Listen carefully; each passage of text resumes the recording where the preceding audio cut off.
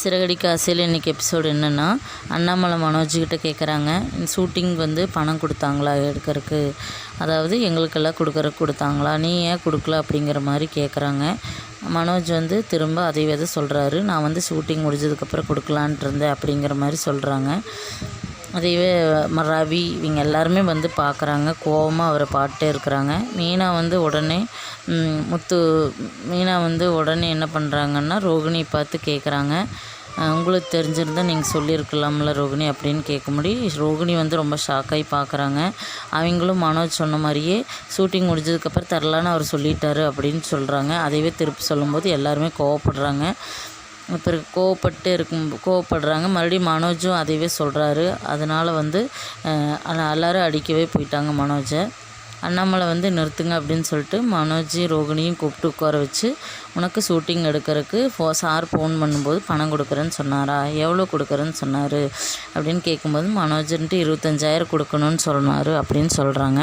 அதை கேட்ட உடனே வந்து அண்ணாமலை வந்து சரி, அதை ஏன் முன்னாடியே எங்களுக்கு சொல்லலை அப்படின்னு கேட்கும்போது, நான் வந்து ஷூட்டிங் முடிஞ்சோடனே சொல்லலாம் அப்படின்ட்டு இருந்தேன் அப்படிங்கிற மாதிரி மறுபடியும் சொல்லும்போது அண்ணாமலையே டென்ஷன் ஆகிட்டார்.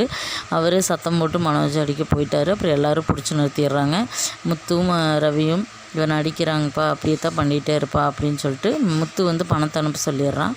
உடனே வந்து ரோகிணி மனோஜை பார்த்துட்டு அவர் மனோஜோட ஃபோனை எடுத்து எல்லாத்துக்கும் வந்து அமௌண்ட் அனுப்பிடுறாங்க. அம்மாவுக்கு அனுப்புங்க அப்படின்னு முத்து சொல்கிறாங்க. அதுக்கு வந்து மனோஜன்ட்டு நான் அம்மாவுக்கு ஏற்கனவே 10,000 நைட்டு கொடுத்துட்டேன், இன்னும் 15,000 அனுப்புனா போதும் அப்படிங்கிறாங்க. அண்ணாமலை இருந்துட்டு இதையே என்கிட்ட சொல்லலை 2 பேரும் அப்படின்னு கேட்குறாங்க. அதுக்கு மனோஜ் இருந்துட்டு ஒன்றுமே சொல்லலை. விஜய் என்ன சொல்கிறாங்கன்னா, நானும் ஷூட்டிங் முடிஞ்சதுக்கப்புறம் கொடுத்துர்லான்ட்டு இருந்தேன் அப்படிங்கிற மாதிரி சொல்கிறாங்க. அப்புறம் இதே வந்து அண்ணாமலை கேட்டு கோவப்பட்டு போயிடுறாரு. அப்புறம் விஜயா வந்து மனோஜை அடிச்சிட்றாங்க. அதை பேசி போடுறாங்க. பேசினதுக்கப்புறம் வந்து ரோகிணிக்கிட்ட மனோஜ் சொல்கிறாங்க, பணம் போச்சு அப்படிங்கிற போது ரோகிணி மானம் போச்சு அப்படின்னு சொல்லிட்டு அடிச்சுட்டு போயிடுறாங்க. அடுத்து மீனா வந்து முத்துக்காக கார்டியோ கட்ட வந்திருக்கிறாங்க. கார்டியோ கட்டிடுறாங்க. முத்துவும் கார்டியோ கட்டுறதுக்கு வராங்க. ஆனால் வந்து அதுக்கு முன்னாடியே மீனா கட்டிடுறாங்க. சரி 2 பேரும் பேசிட்டு கட்டாமல் இருந்திருக்கலாம்ல அப்படிங்கிற மாதிரி பேசிட்டு கிளம்பிடுறாங்க. கிளம்பும்போது அண்ணாமலையும் வந்துடுறாங்க. அண்ணாமலை வந்துடுறாங்க. அவங்களும் சொல்கிறாங்க, நான் வந்து டியூ கட்டலான்னு வந்தேன் அப்படிங்கும்போது முத்து வேண்டாங்கப்பா, மீனாவே கட்டிட்டா அப்படின்னு சொல்கிறாரு. ஆனால் வந்து அண்ணாமலை சொன்னது கேட்டு முத்து ரொம்ப சந்தோஷப்படுறாங்க. ஆனால் வந்து நெக்ஸ்ட் டியூ நான் தான் கட்டுவேன் அப்படின்னு அண்ணாமலை சொல்கிறாங்க. அது கேட்டு முத்து சரிங்கப்பா அப்படின்னு சொல்லிட்டு கிளம்பிடுறாங்க. அதுக்கப்புறமா வந்து விஜயா வந்து பரதநாட்டிய கிளாஸில் வந்து இருக்கிறாங்க. பார்வதி வந்து சாமி கும்பிட்றதுக்காக பூ கொண்டு வருவாங்க மீனா அப்படிங்கிறதுக்காக வெயிட் பண்ணிகிட்டு இருக்கிறாங்க. மீனா வந்து பூ கொண்டு வந்துடுறாங்க. பூ கொண்டு வந்த உடனே வந்து அதை நீயே சாமிக்கு போட்டு போயிடுமா அப்படிங்கிறாங்க. அது சரிங்க ஆண்டி அப்படின்ட்டு பூ போட்டு கிளம்பும்போது பார்வதி பணம் கொடுக்குறாங்க. ஆனால் மீனா வேணான்னு சொல்லிடுறாங்க.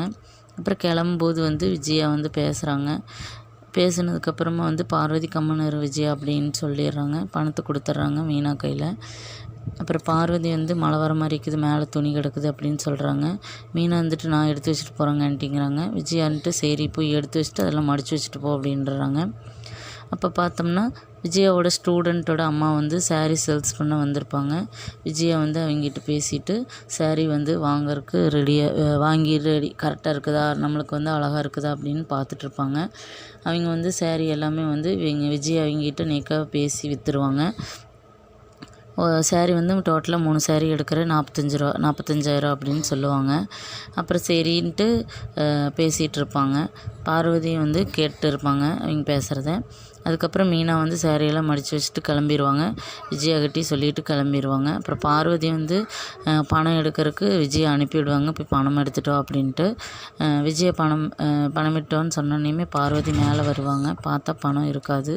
பணம் தேடி பார்த்துட்டு இல்லாமல் காணாமல் போனோன்னே வந்து விஜயா வந்து கூப்பிடுவாங்க. பார்வதி கூப்பிட்டு எங்கே வச்ச அப்படின்னு கேட்டு அப்புறம் ரொம்ப பதட்டமாக இருப்பாங்க. அதோடு இன்றைக்கி எபிசோடு முடியுது.